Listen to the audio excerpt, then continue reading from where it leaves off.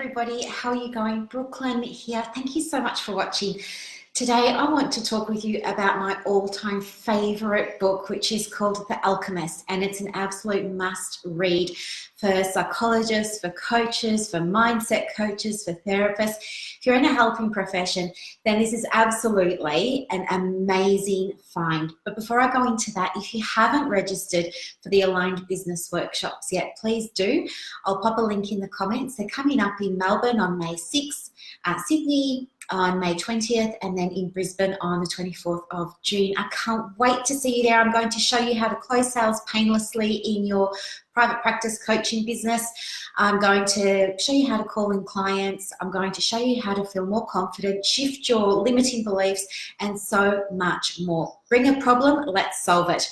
Anyway, so The Alchemist is a book that is in the top 10 books of the last 100 years, and it was written by a man named Paul Coelho.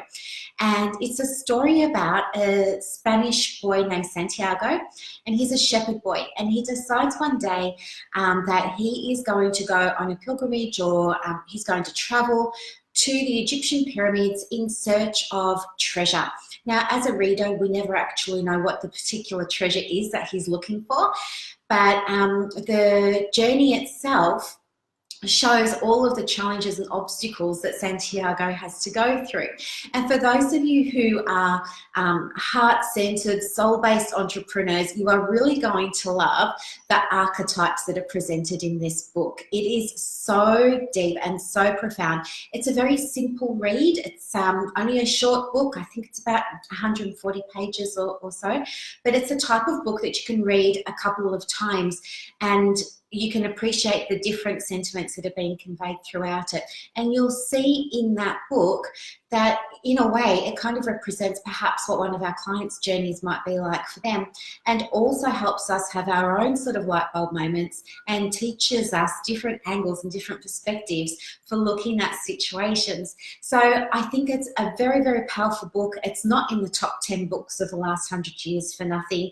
Paul Coelho, the other reason I love it, I want to tell you this. The other reason I love it is because when Paul first wrote this book, he took it to a publisher and it got rejected, and then he took it to another publisher and it got rejected, and he kept going around to different places and he wouldn't take no for an answer. He believed in his book, and so eventually he found a publisher for it, and then apparently it only sold a handful of copies, and then they weren't going to continue publishing it.